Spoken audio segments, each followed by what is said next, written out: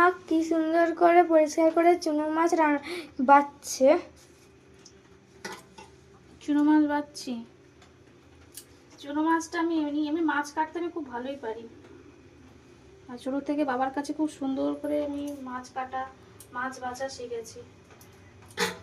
আমাকে সবাই অনেকেই বলে যে মাছ কেটে ধুয়ে পরিষ্কার করে দিলে মনে হয় যেন কাঁচা মাছটাই খাওয়া যায়, এত সুন্দর করে নাকি আমি করি।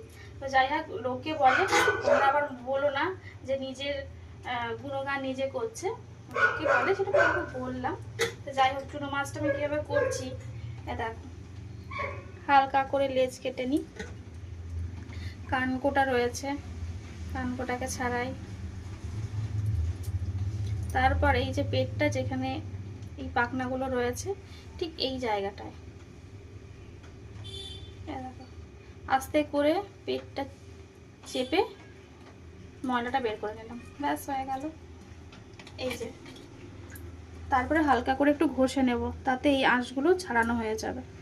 একটু নুন দিয়ে পরিষ্কার করে দিলেও পুরো পরিষ্কার হয়ে যায় মাছগুলো।